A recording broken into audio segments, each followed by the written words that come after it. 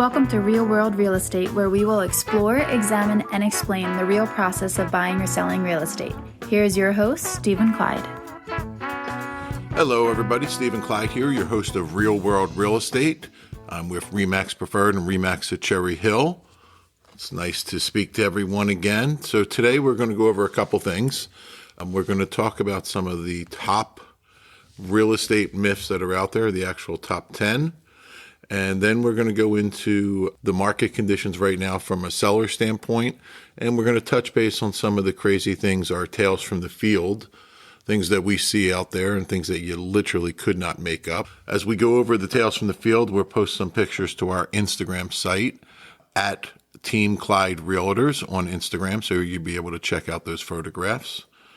But I wanted to go into the real estate myths, debunk them a little bit, cover some of the top ones that we hear out there all the time, and, just review these, give the truth on them, even as it doesn't necessarily correspond with what's posted out there from a marketing standpoint. We're going to cover it from the real world standpoint, how we see these things and how we adjust them.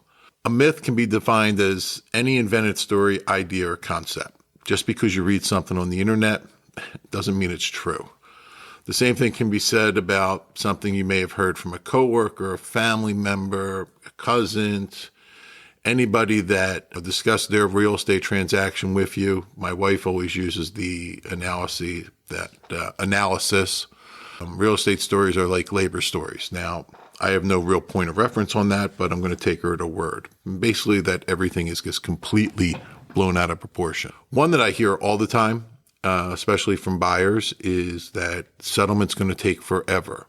When I talk about New Jersey and South Jersey, we go to a settlement table. All the parties sit there. Obviously, it's a little different right now during COVID-19.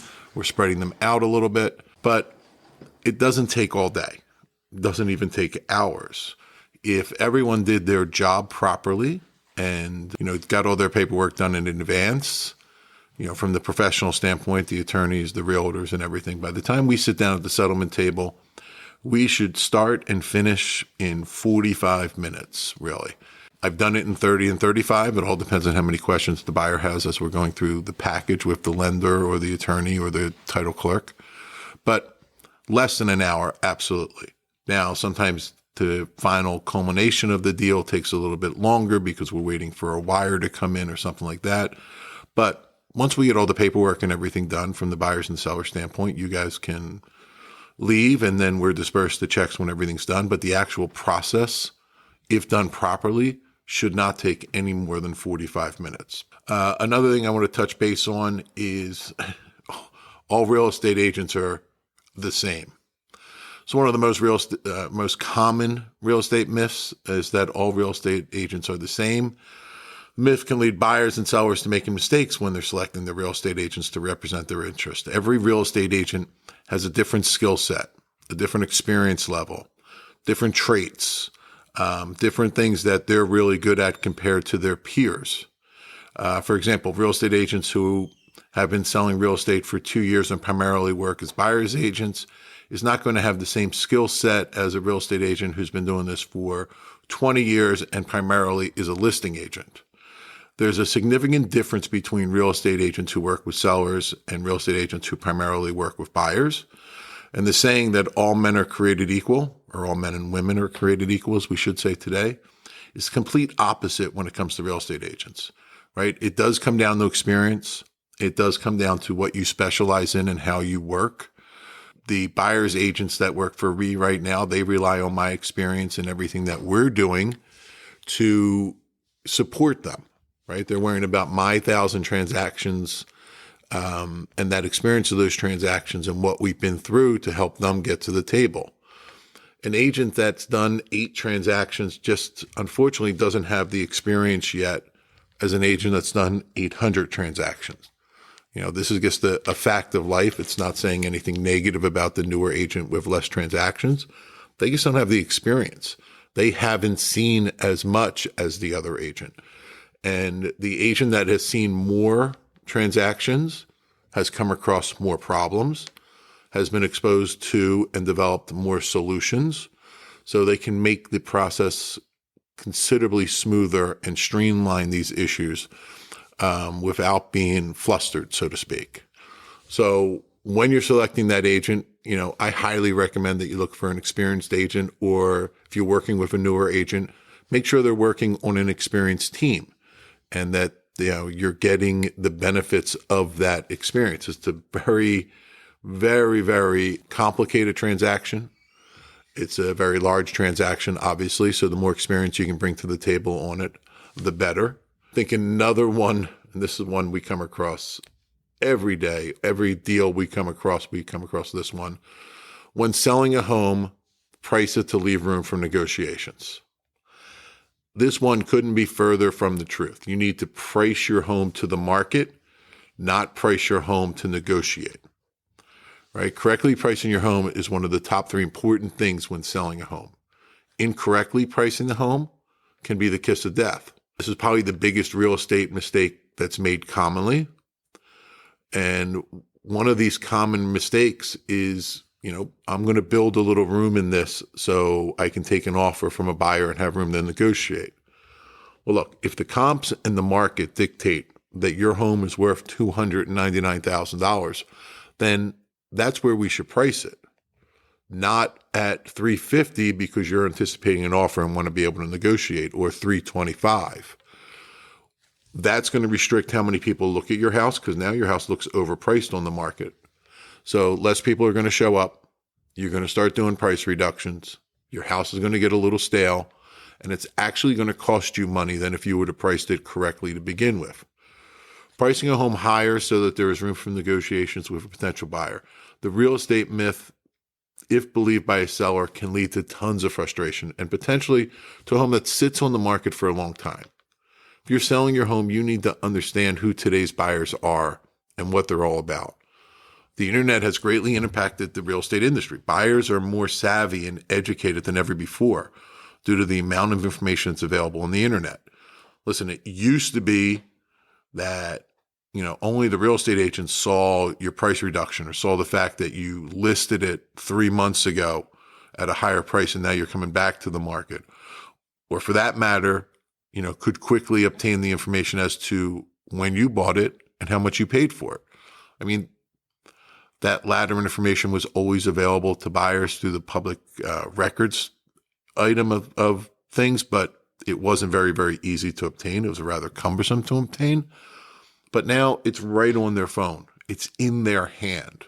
When they open up your listing online, they see everything, every price reduction, every time you've taken it off the market, put it on the market, how much you paid for it, when you bought it, and how much you paid for it. They have all the information right now. So you're not hiding anything from anybody. And the buyer's not going to waste their time looking at a home that's overpriced by thousands of dollars. So before you list your home $25,000 or more, higher than the top agents suggest that you're interviewing or that the comps suggest so that you leave room for negotiations, you need to understand that most buyers will know it's overpriced, and they're most likely going to pass on even looking at your home. And I've had sellers say to me, well, they can always come in and make an offer. Well, if you're overpriced, they're not even going to bother. They're just going to move right on. And you're done then. If they're walking past your house and not looking at it, you're not getting a sale. You're not even getting a conversation. You're not going to start the negotiations. Be very selective on who you pick as your agent. And if you're selling your home, don't overprice it to build room in for negotiation. That is one of the worst things you could possibly do. Another one, and we come across this a lot with buyers on the internet, especially that are coming through like Realtor.com or Zillow or, those types of sites, is for whatever reason they believe that you can get a better deal when buying a home directly through the listing agent. Now, you've heard us talk about this numerous times, and you heard me say it not too long ago. Buying or selling a home can be an extremely complicated process, especially for a first-time home buyer. And it's imperative that when buying a home, you have a great real estate agent representing your best interests. A common real estate myth, as I just mentioned, is when buying a home, using the listing agent will result in a better deal on the home.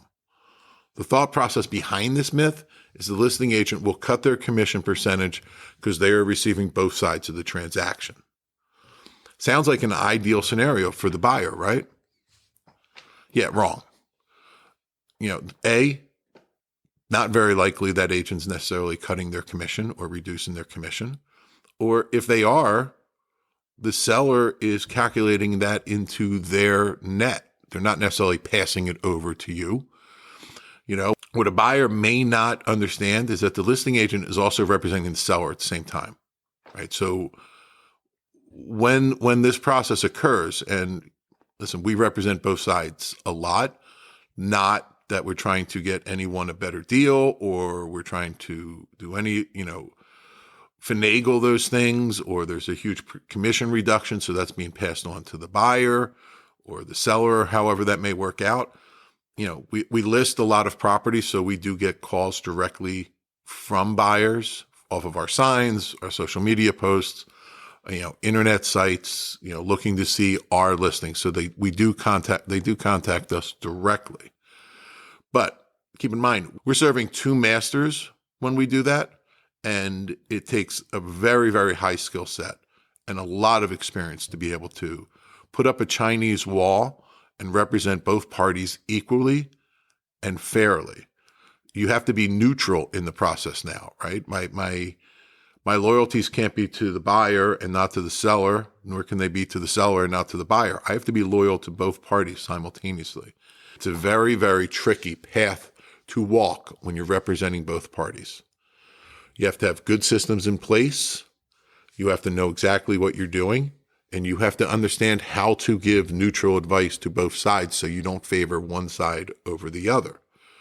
I mean, we do it as a neutral standpoint where I can't tell you what to offer anymore, and I can't, as a buyer, and I can't tell a seller what to counter anymore, right? We have to give, like I said, neutral guidance and advice. Some agents aren't very, very good at it. Some agents don't do it because it's in their client's best interest, so to speak. Some agents do it because it's in their best interest. This isn't a benefit to the buyer or the seller. It's a benefit to them. I've come across a few agents that try to capture this business aggressively right now, where they're offer $1 commission to a buyer's agent for the first 10 days that a property's on the market, so that all the leads and all the processing goes to them and doesn't come to the buyer's agents out there. Well, they're not working in their seller's best interest. They're definitely not working in the buyer's best interest. They're working in their best interest. And a really good real estate agent, no matter what, will put their clients' interests and needs ahead of theirs at all times. But just like any other profession, there's good and there's bad and there's ugly. This applies to doctors, lawyers, police officers, dentists, accountants, real estate agents, used car salesmen. This is something to consider moving forward. So the other downside as a buyer to always trying to go through the listing agent is you don't develop a rapport. If there's 6 houses you want to see and you call 6 individual listing agents, no one's developing a rapport with you. No one's getting an understanding as to what you're looking for. No one's helping you through the process at that point. You're just walking in, looking at a house, moving on, and calling to the next listing agent. If you engage with a really good agent to represent you as a buyer, they're going to get an understanding and a feeling for what you're looking for, what your wishes, wants, and needs are. And they'll be able to guide you to additional homes that maybe you're not picking up online.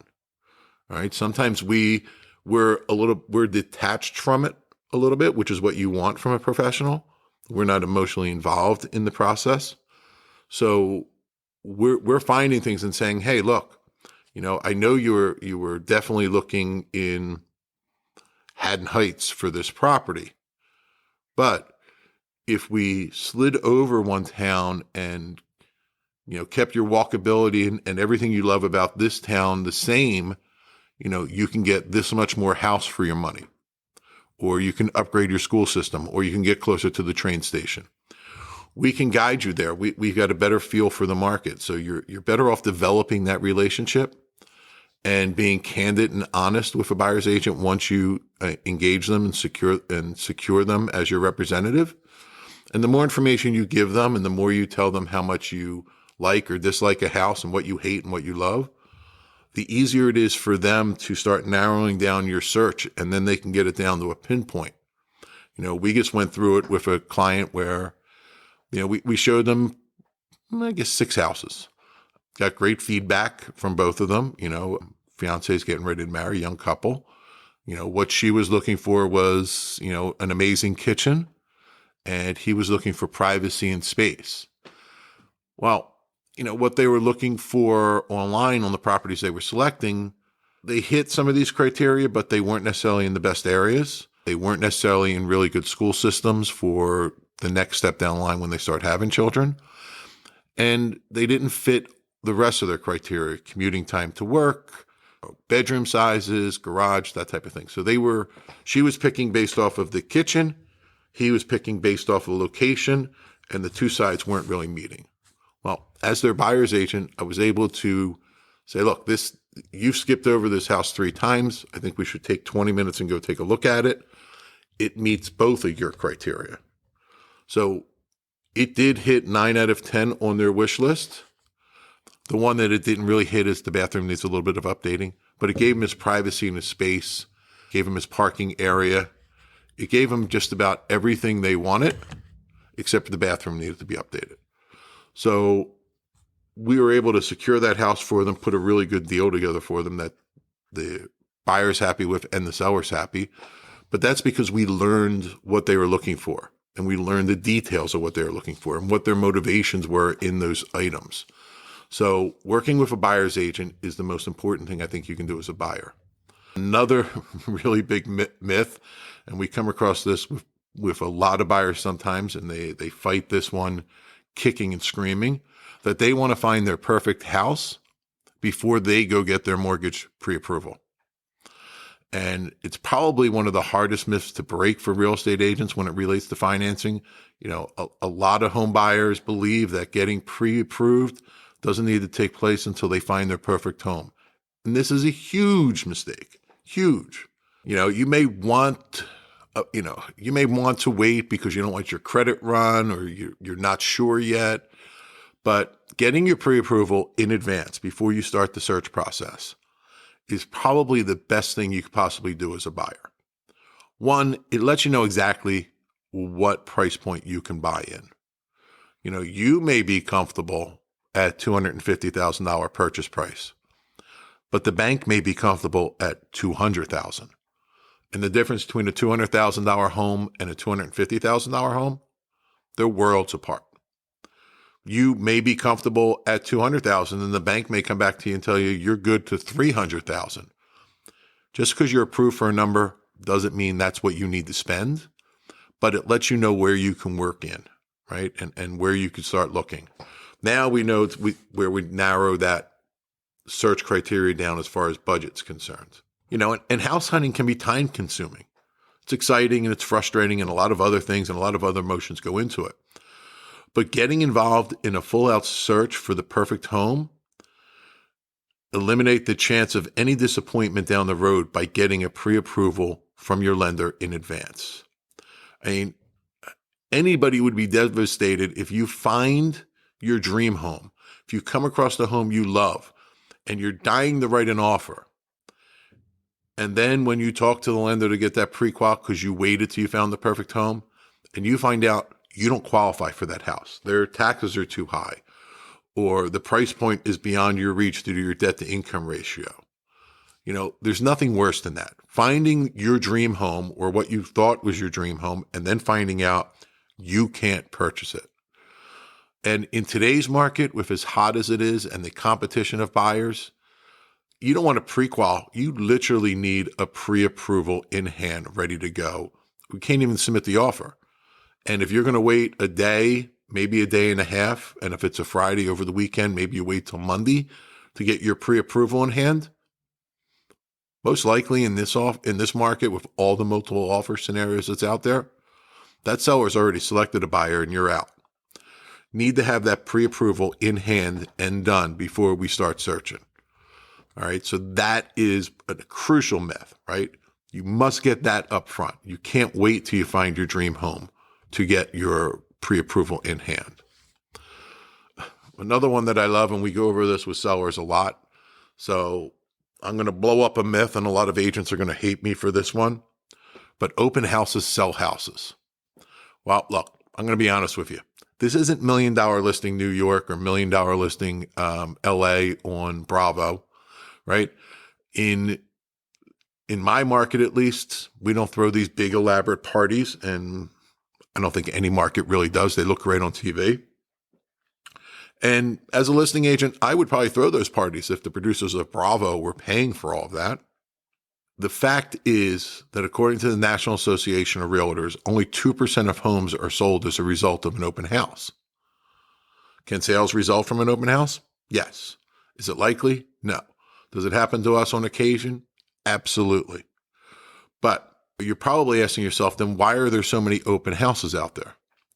Why would an agent push for open houses with sellers, spend so much money advertising and marketing an open house and printing the flyers, and set aside 2 to 3 hours of their time on a Saturday or Sunday afternoon if we're talking about 2% of homes are sold as a result of an open house? Well, the open house is not for the benefit of the seller. The open house is not for the benefit of the buyers. The open house really isn't meant to sell the house. When we look at the stats and it's 2%, well, obviously it's a bad marketing play if that's how we're going to sell the house, is through an open house. Primary reason why a real estate agent would swear by an open house is because they see them as an opportunity to pick up new clients. It's possible that a buyer that walks through an open house and does not have a real estate agent they're working with, this is an opportunity for the agent, right? From a buyer's agent standpoint, open houses are great because you sit there for 2 to 3 hours and all these buyers come to you. You gather their information, you start to follow up on them, and you're hoping that you're going to convert one of those into your client and close them and get a commission. As a listing agent side, listing agents are looking at open houses because they know the stats that within the next 120 days, 3 additional homes on that street or in that neighborhood are going to be listed for sale after this home is listed for sale. We also know that, what we call newsy neighbors are going to come through the open house. A good agent understands that those neighbors are actually interviewing you, even if you don't realize you're being interviewed, and they're looking to see what you're doing to market that home because they're getting ready to put their home up. They're one of those homes that are going to hit in the next 4 months. So listing agents are doing it to get new listings.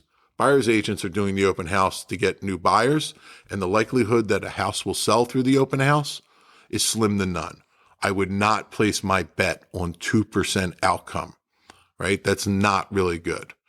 The other side to it is, you're allowing, if you're a seller, the big negative that I always point out is we're letting complete strangers that we don't even know are qualified, that aren't working with anyone, that we can't control, just walk through the house, right? We live in the day and age, unfortunately, of, scams are everywhere. And there's so many, lack of a better term, scam artists out there that are looking for a great ploy. So scoping out an open house is pretty good for those people, right? They get to walk through and see everything that's in there. I don't like it from a security standpoint. I don't like it for my buyer's agents from a security standpoint because they're alone with random strangers coming through a house. I don't like it from my seller's standpoint. And, I just don't think it's a very good investment of anybody's time or money, right? So from a seller, I know tradition and a lot of agents out there push for open houses, but you should push back a little bit, right? This isn't what's going to sell your house. Pricing it right, a good marketing strategy, great photographs, great video, professional photographers. Those are the things that are going to sell your house, not 3 hours on a Sunday with a bunch of signs and balloons out there. That's going to help your agent, not you. For sale by owners. Well, this is for all you people out there that are looking to sell. Obviously, a lot of people do this. They're successful with it. But, you know, in my experience, the main reason sellers believe that selling their home for sale by owner is a good idea, it's because they're going to save a lot of money. And this is a common real estate myth. Many sellers who attempt to sell their home for sale by owner believe that selling the home is easy. Well, I'll concede that point. Finding a buyer for a listing is probably the easiest part of what we do. Getting from the contract to the settlement table is where the experience and the skill and the knowledge come into play. So it would be great if selling homes was as simple as putting up a for sale sign in the front yard, throw the house on the internet, and just let it sell. But this isn't Field of Dreams. If you build it, they will come. If you put up the sign, the offers will come flowing. That's not necessarily the case. And for sale by owners often end up losing money by not hiring a professional agent. And this is really due to several different reasons. Did they overprice their home and it didn't sell for 6 months? Was the transaction mishandled, ending up in a buyer being declined after 3 months under contract? Did the for sale by owner person not know to negotiate the best price and terms for their home? This is a huge transaction. It's incredibly complicated. Those 30 to 45 days from contract to settlement, there's a million and one things going on. And if you're trying to do your full-time job and the job of a listing agent simultaneously, the chance that you're going to miss one of those items and ruin and screw up your entire sale is highly likely. The other side to it is, the seller thinks they're saving money and the buyer wants to save money too. So the offers are different. The buyer knows you're not paying a commission, so they're deducting that from their offers to begin with. So take a look at it and keep in mind 84 to 85% of all buyers are dealing with an agent. So the likelihood that an agent's going to bring you the buyer and you're still going to pay a commission anyway, it's highly likely. It's highly likely. There's another myth out there. I don't come across this that much, but I figured we'd cover it real quick, is that real estate agents can only show their own company's listings, right? And once in a great while, I get a buyer or somebody that'll ask this question, and they'll say that, this house on such and such street is listed by XYZ Real Estate Group. Can you show me that since it's not RE/MAX? Well, real estate agents, especially in the state of New Jersey, I can't speak to every state, but I think it's pretty common across the board. Once we belong to our local boards in the MLS, we have access to everything that is for sale and listed for sale. So the myth that we can only show our own company's listings couldn't be more false. We see every home that's for sale. We're cooperating with each other all the time. We work together. So no, we can list every home that's for sale. From a seller standpoint, you don't have to prepare your home to go up on the market. This one gets further and further from the truth every single day. Getting your house ready could cost money, could cost substantial money, but it's going to make you more money in the long run, either in selling the home faster than if we did nothing and securing a higher sales price than if you did nothing. But in the day and age of the internet, video, professional photographers, HGTV, design to sell, Property Brothers, everything else, the public is conditioned as to what a house is supposed to look like when it comes on the market. And you need to get yourself as close to that as humanly possible. Now, it doesn't necessarily mean you come out and spend tens of thousands of dollars, but you definitely have to sit down with your listing agent and walk through the house and go over everything, touching up paint, putting in brighter light bulbs, decluttering, thinning out closets, putting things away, organizing things so they look right. Making your home ready to sell is like going out for an interview and not bothering to take a shower or get out of your pajamas if you don't do it, right?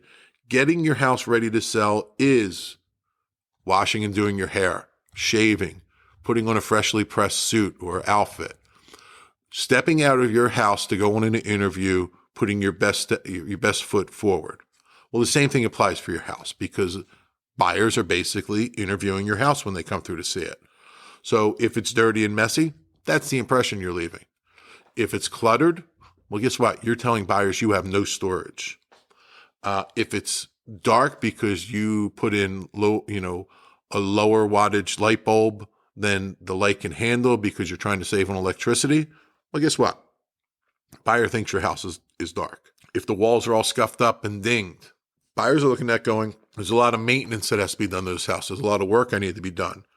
Yes, a gallon of paint is only $35, but we refer to a gallon of paint as cash in a can. So you absolutely have to prep and prepare your house to go to the market. Sometimes this will take a couple days. Sometimes it takes a few weeks. I've actually had it drag out for 2 months. But we don't want to come on the market until your house is perfect as we can get it, right? So yes, make sure you prep that house. Make sure it's ready to sell. Some of our new myths that we're dealing with as we're in our new abnormal, we're in COVID-19, and I don't know where people are getting this one from, but it's out there, that the market is soft right now. Well, let me tell you, buyer demand is the highest I've ever seen in almost 20 years. I thought 05, 06, and 07 were high demand, low inventory issues, but right now, buyer demand is through the roof. It's driving the market insane. We're showing up for showings at scheduled times, and we're literally having to get in line with our masks on, social distancing from the other buyers and their agents, and wait in line like we're at Disney World to get through this house. Offers are coming in fast and furious, and they're aggressive and they're strong. So the market is strong. Buyers are not sitting on the sideline and being dormant because of lockdown restrictions, because of COVID-19. They're out there and they're aggressive and they're being strong. So, keep that in mind. Inventories do, remain very, very low. We've got a glut of home buyers coming in. The number of homes for sale to meet this pent-up demand is at an all-time low. There was insufficient supply last year. This year, during the pandemic, the shortage has intensified even more. According to Realtor.com's market outlook, housing inventory in June was down 27% across the nation. I'm going to tell you right now, in South Jersey, our inventory was down over 64%. Some reasons for this shortage of available homes have little to do with the coronavirus issue. The number of homes for sale is at a generational low because people are living in their homes longer than they used to. Data shows that Americans are spending an average of 13 years in their home before moving. Well, that used to be 7, so that's doubled. So we have less people selling. They're staying there twice as long. It's also a result of fewer distressed properties on the marketplace, especially here in New Jersey. We were working through a foreclosure and short sale glut of inventory leading into the pandemic. Well, that's all gone now. And, due to the stimulus support and mortgage forbearance and some generous unemployment benefits, that distressed properties aren't there, right? People are staying and holding on. There was another myth out there, and this was, actually started by so-called experts. We debunked them earlier, but Susie Orman, even Mark Cuban, they told us prices were going to plummet, houses were going to fall into foreclosure immediately, and, the value of homes were going to drop by 50%. Well, they couldn't have been more wrong if they tried. Home prices are up. With demand for homes up, inventories down, the conditions are perfect for home sellers to get high prices. Many sellers are getting top dollar in their current market. According to the National Association of Realtors, home prices increased in most markets during the first quarter of 2020. So that's during the pandemic by 7.7%. So markets, prices are still moving up. I looked at a snapshot earlier this morning, and year over year, median prices in South Jersey, so Mercer, Ocean, Burlington, Camden, Gloucester, Cumberland, and Salem counties, are up almost 10%. It's really amazing. So We had a median home price July of 2019 of $219,000. Right now, we have a median sold home price of $239,000. So it's a $20,000 increase on a $219,000 median sales price. So again, they couldn't be more wrong. And that's been steadily increasing, from March, it was at 2000 and it was $209,013. Then it went to 220, then 226. Then it was 229. Now we're at 239. It's steadily climbing, right? The inventory is extremely low. So it's a great time to be a seller. You really, really got to be careful if you're a buyer. Make sure you don't get caught up in the insanity and overpay. Make sure you're getting good guidance and advice from your agent, because sometimes the best deal you make is no deal. Another factor that's driving that buyer activity and that low inventory are mortgage interest rates. The pandemic started, except for a 10-day period, right at the beginning where interest rates spiked up for a few days. They've been at historical lows. They've been at the lowest level I've seen in my lifetime and definitely in my career.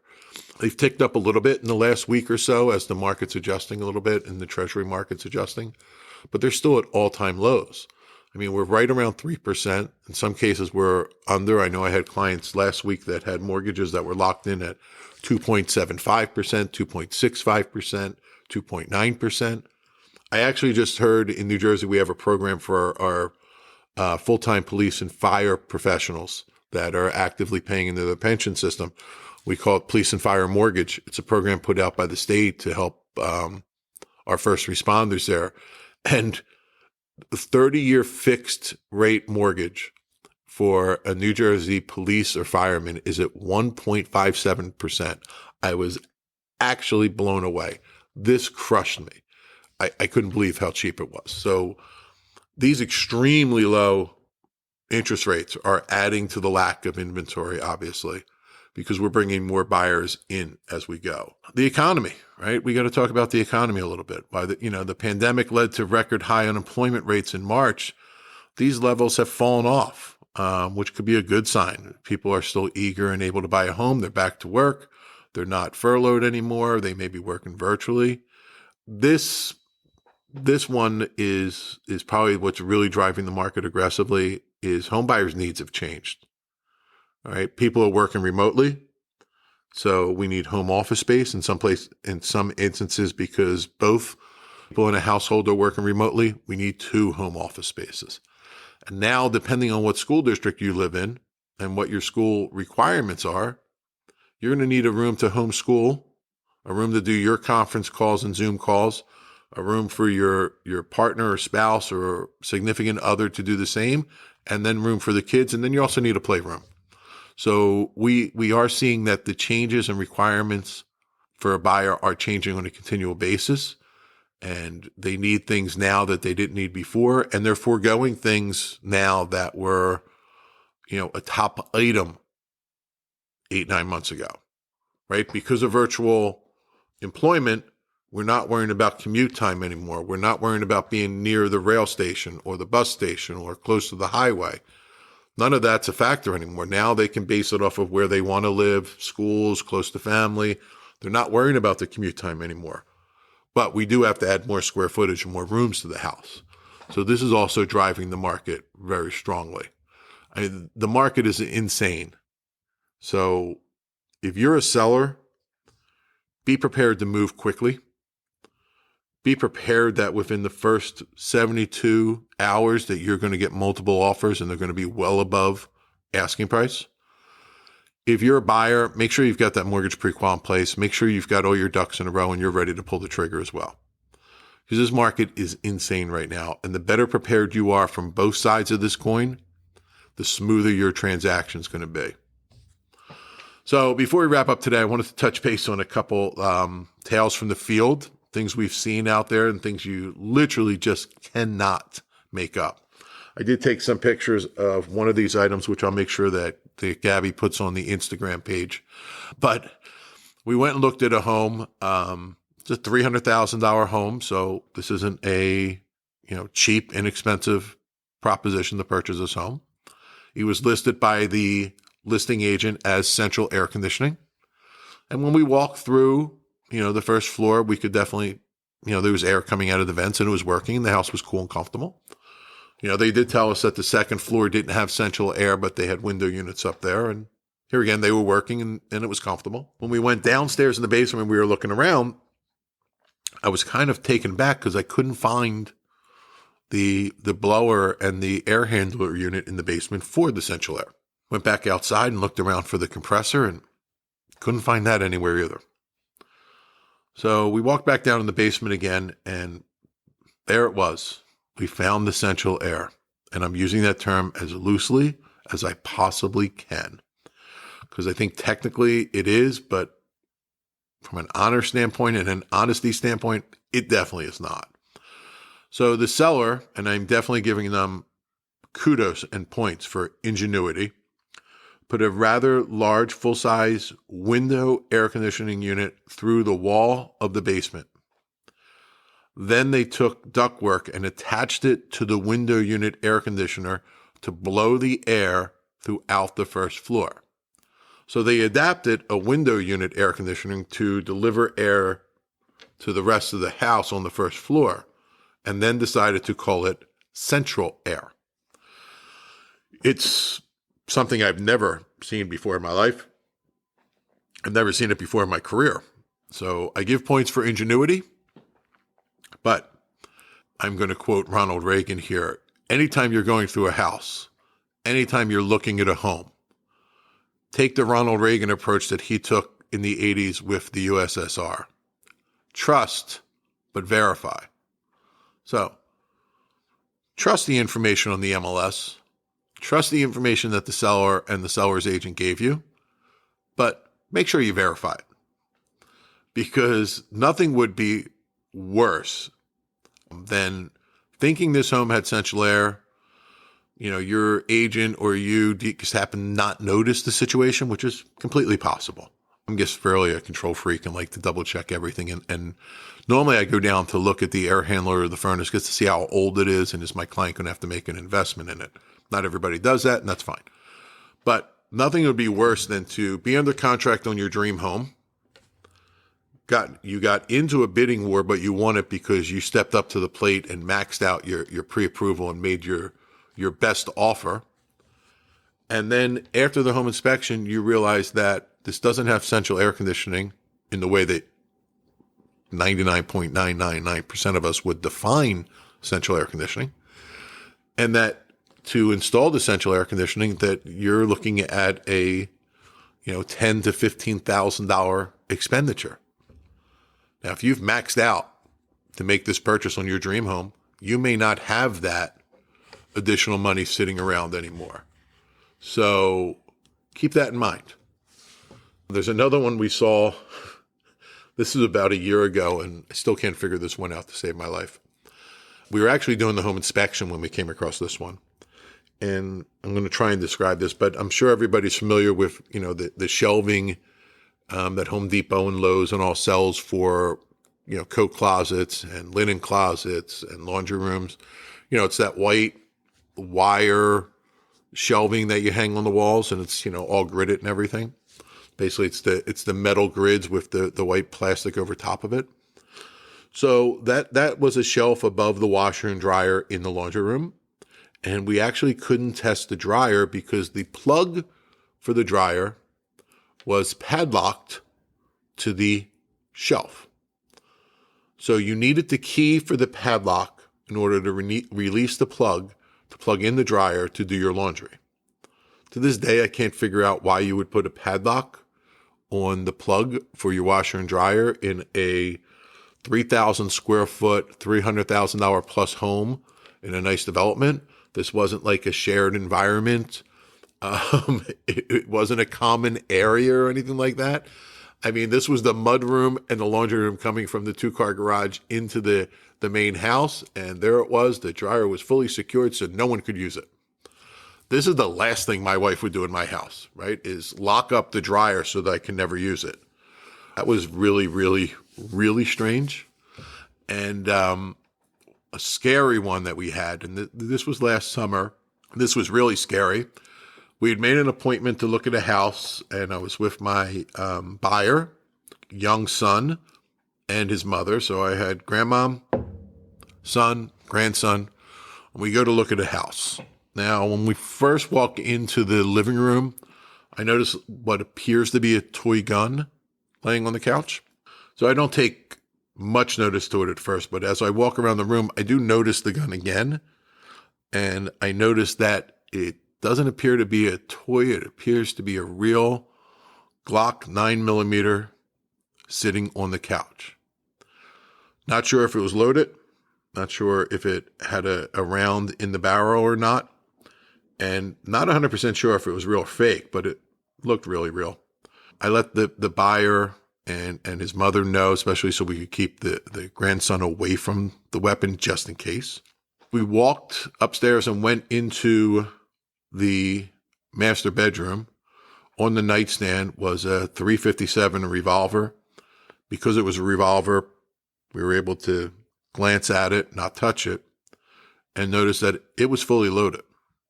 Again, we kept the grandson away, and we went down in the kitchen, and there was another fully loaded revolver on the kitchen counter. I was absolutely appalled. I'm not against gun ownership.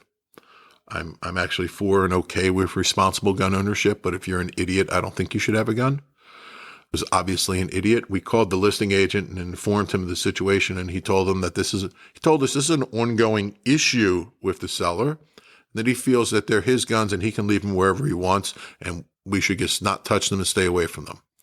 Well, that's great for me, right? I'm a 50-year-old adult, right? But a young child doesn't have the same impulse control as an adult has. So what if I didn't notice that Glock or that those two revolvers? What if we didn't notice them? But I guarantee you a child will notice them. And if he picked up that gun thinking it was a toy gun, as I thought at first, it could have been a devastating situation for everyone involved. Ultimately, the other agents told us that this has happened at other showings, and the agent was smart enough to take the house off the market. But we see some crazy things when we're out there. We come across things that are just make you shake your head and go, what? What were you thinking? And some of them, like the air conditioning, you shake our head a little bit, but you got to give points for ingenuity and creativity.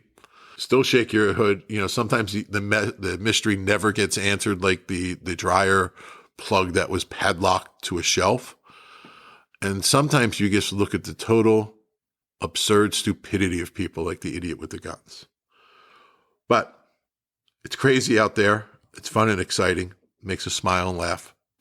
So I hope discussing these myths and situations in the market conditions helped you a little bit. I hope hearing about some of our tales from the field made you smile and laugh or cringe. Check out the photographs at Team Clyde Realtors on Instagram and Facebook.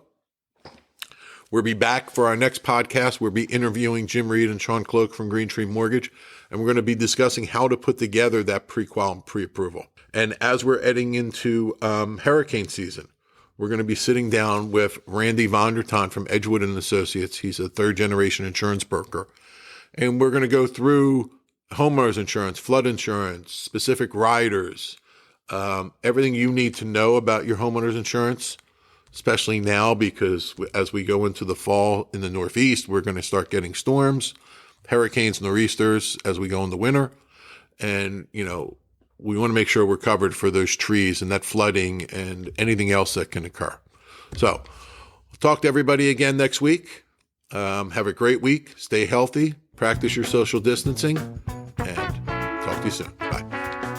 Thank you for tuning in to this week's episode. If you would like any additional information, please contact us at Team Clyde Realtors on Instagram or Facebook, or you can send us an email at Steven@TeamClyde.